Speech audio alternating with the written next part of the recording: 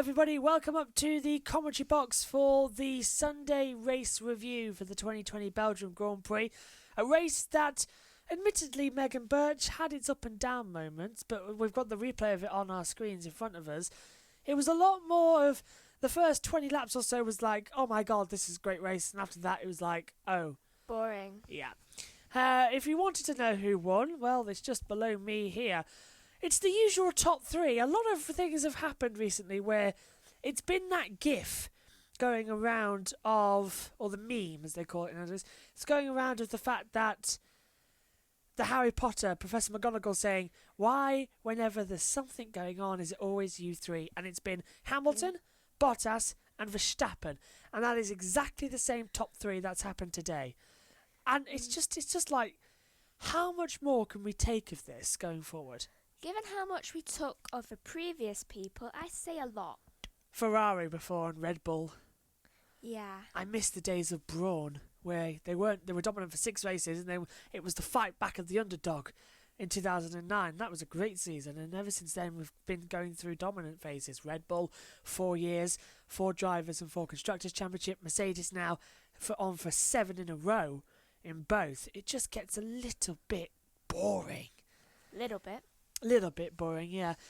We'll start then as ever and go through the field and what we thought of their day. I'll just pick up my iPad. Megan, the race winner, Lewis Hamilton. He was so fast. He was 8.448 seconds ahead of Bottas as they crossed the line. 8.5 seconds. That's insane to finish ahead. That's quite a lot, and especially since during the race they had even a 14-second They gap did, yeah, at one point. Also going forward, Valtteri Bottas, if you come this way a little bit, because we're going to drop the graphic down.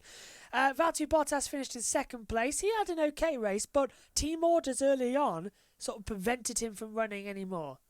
It did prevent him from going at his full capacity. Looking at it, though, it's quite shocking to think that Mercedes, at round 7, are already playing the favourite game. It's not surprising, to be honest, because I've seen them do it from round 4. Yes, I have. Yeah, it's Russia. Max Verstappen finishing 3rd place. What a surprise! It's him again. It's a bit of an interesting situation going forward for him. I mean, he's the 2nd of the title now, but he's in a fight really with Bottas, not with anybody else. Yeah. Danny Ricciardo 4th and Esteban Ocon 5th. Renault having a fantastic result today, Megan. That is just sheer brilliance. It is surprising, especially since for the last, God knows years, Renault's always seemed to be quite below every other team. It's like more midfield group, though now they're showing their full capacity since Ferrari are having a bad time and they're starting to take place. Ferrari having bad times. We'll get into that in just a second. Alexander Albon finished 6th, Lando Norris 7th, Pierre Gasly 8th, Lance Stroll and Sergio Perez 9th and 10th. And with the Mercedes B car, it's quite surprising to see them 9th and 10th. We expected much more from Racing Point this weekend. Yeah, though sometimes people can just have off days. Danny Kvyat in 11th place as well, the last of the non-Ferrari runners. Are you ready for this? Ferrari power units in the World Championship. Kimi Raikkonen finished 12th, Sebastian Vettel 13th, Charles Leclerc 14th, Romain Grosjean 15th, Nicholas Latifi finished in 16th place in a Williams Mercedes, but he got caught out by the safety car we'll talk about later, and Kevin Magnussen finished in 17th place. In that bottom field, all of the Ferrari-engined cars. I mean, if you're a Ferrari fan and one of the 2,800 just bought a ticket for Mugello, I would be slapping my head. Yes, absolutely. It's a bit. It's no longer just embarrassing. It's like what has honestly happened. It's worrying. Yeah.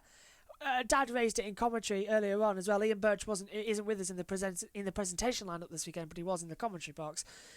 He said, "Is Mattia Binotto going to be in charge by the time we get to Monza?" I don't know. His career seems to be hanging on a thread to what the drivers do, and also the problems that they currently face, since they all seem to be having major, sometimes engine problems, and especially tyre problems. That's mainly due to Pirelli. Yeah. Still. It's a shocking weekend. Honestly, it shocked us all. FP3, 17th and 20th. And that was just absolutely ridiculous. Qualifying as well, they didn't even reach Q2. And next, we're at the fastest track of them all at Monza. They're not even going to get out of Q1. In fact, they might get out of Q1. But let me just count up here. 2, 4, 6. We lose the slowest 5 cars at the end of the first segment of qualifying. Going into Monza, what's to bet that the 5 cars eliminated are all Ferrari engines? I would say it's probably like a 60-40 chance. That's scary to even contemplate. 7 days' time. You've chosen the wrong race to miss, but you will be back in Mugello in 2 weeks' time. Going forward then, out of the race, Antonio Giovinazzi and George Russell. The only 2 effective retirements, because Carlos Sainz never took the start of the race after he had an ECU failure, which caused a blown exhaust. But Antonio Giovinazzi and George Russell, Megan, a scary accident. They're coming out of the French chicane. Giovinazzi losing the car, hitting the barrier sideways, and Russell collecting the rear tyre that had fallen off, and the halo very much thankful to be in Formula 1 at the moment. Yeah, that was quite worrying, especially given what track we're at. Yes.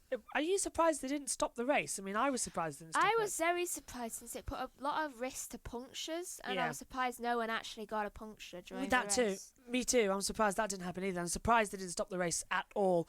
The fastest lap of the race, Daniel Ricciardo, he did a 1:47.483 on the very last lap of the race. That's sheer brilliance. Yeah. Right, okay, if you just want to stay here, actually, because I just remembered that we've got another graphic to pop up, and that is the Drivers' Championship. Lewis Hamilton now leading the way by 47 points. He could retire in the next 2 races and only be trailing by 3 points. Yeah. He has got such a dominant. Is it fair enough to say he's going to be the 2020 champion? I think that it's possible, then again, you don't know. We're not even halfway through the season yet. We're not. That's a scary thing. And he's already 2 races clear. For all we know, he could have engine problems in the next 2 races, and then Verstappen could win. We're 7. Sorry, we are. How many races in now? 7. Yes, I was right first time. We're 7 races in. He's won 5 of them. That is dominance. That's Schumacher level dominance. It's scary dominance. Not to mention as well that if he wins in Monza and then wins a week later in Tuscany, he will equal Michael Schumacher's 91 race victories, something that we never thought would ever be beaten. That's a scary factor to consider as well. It is quite terrifying because you look at Michael Schumacher and all his accomplishments, and you just think, how is this person beating Yeah. him? It's scary. Max Verstappen 3 points clear of Valtteri Bottas, and then this is where the fight gets interesting. Again, the midfield battle. Alexander Albon now on 48 points, Charles Leclerc 45, the same as Lando Norris, and Lance Stroll on 42 points. So the battle for 4th is close. Ricciardo on 33, the same as Perez, Ocon on 26, Sainz on 23, 18 for Gasly, 16 for Vettel. Vettel's 13th in the standings, unbelievable. Hulkenberg still has 6 from that one race he did. He's incredible that he's leading home. Giovinazzi, Kvyat on 2, 1 for Magnussen, and still no points for Raikkonen, Latifi, Russell or Grosjean. That is unbelievable. It is also worrying, especially sad for Latifi since it's his first season. Yeah, so it's shocking. Come with this way a little bit more because You never know, we've got a though. bigger graphic. We've got a bigger graphic. The Constructors' Championship, Mercedes dominating the way. They're 108 points clear of Aston Martin Red Bull Racing. McLaren's battle's getting interesting with Racing Point to 68 to 61. Ferrari, no points scored today. They stay on 61. 59 for Renault, sorry. They're joining that midfield battle, as I said earlier on in the Sunday preview show earlier on. Scuderia Alfa Tauri on 22 for Alfa Romeo. Haas on 1, still no points for Williams. And Megan, you can now go back and stand Yay! back in your position. So this is shocking, absolutely shocking, because Ferrari are off the pace so much they're losing place in the Constructors' Championship. Haas have only got 1 point to the name. Alfa Romeo only have 2 points. I mean, it's terrible. It's like what's happening to Formula One. Yeah, it was like, honestly, today it was like watching 2 different races. And honestly, it reminded me so much of the fact that in the World Endurance Championship, you have the LMP1 category, LMP2, GTE, and GTE AM. It was like that, watching 4 different races. Because now the Toyotas were dominant so much in LMP1, they had to slow them down to give the other team a chance to catch up. It feels like Mercedes aren't killing F1, but they're not doing any good. Because if you take out Mercedes from that championship, we'll all be rubbing our hands together thinking, oh God, this is getting rather tasty, isn't it? Yeah, because then we would have like Verstappen, Norris, and it's here's the other one, Ricardo. Ricardo closing in, yeah. Ricardo closing in. It's like all that different teams, every single one of them a different team, instead of it just being Hamilton, Verstappen, Bottas. Yeah, the top three again and again and again. And isn't the next one Norris? Albon now. Albon's jumped up to fourth place. Yet again a Red Bull. Yeah, Albon's jumped up to fourth place in the Constructors' Championship. Leclerc fifth. Then same again, points it's as a new Norris. Red Bull, so you can get behind that since never been. No, it's a different era. Yeah. It's like different era of Formula One. Like nowadays, you're just not surprised that you think of Ferrari and you think backfielders. Yeah, you don't think that now. Yeah, you think that now, but Renault, top team. Yeah, top three teams. Unbelievable situation. Right, okay, Megan. Sum up the weekend in a couple of words. Not a couple, literally, but sum up your weekends of what you found this weekend. Who surprised you? Who shocked you? And what's made you go, oh dear? Gasly surprised me. Ricardo has shocked me in how he's found that pace. Yeah, he's found that pace again, which he had those 3 years ago. Yes, when he was at Red Bull, not at Renault. And what's made me say, oh dear, is the fact that even Leclerc is failing. Yeah, everything seems to be failing. So, that's it from the Belgium Grand Prix weekend. It's been a little bit more interesting off the track and discussing what could be than it has been in the actual racing. We say thank you to you, Megan, of course. Thank you for returning to the commentary box after 2 races away. We must say also the fact that this is the last race Megan will be in fully for quite a couple of months. Yes. By the time next Friday's live stream comes around, you'll be back at school in your last year, going for GCSEs, so good luck. Yes. Not that you bloody need it.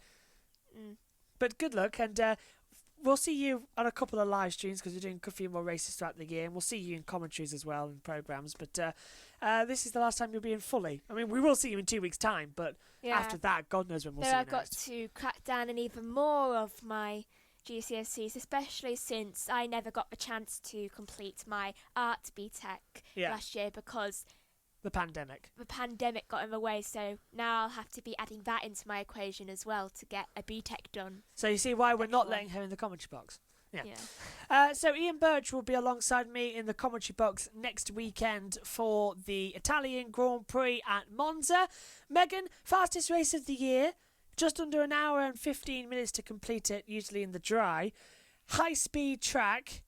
It's going to be the same top three again, isn't it? Yeah. Thanks for your company this weekend. Ian Birch returns to the main presentation lineup next weekend as we lose Megan.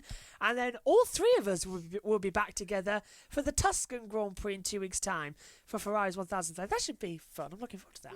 Hallelujah. We haven't been together since the British Grand Prix, all three of us on the same screen. I mean, we're on the commentary together today, but yeah, in terms but of not on screen, one screen here. Yeah.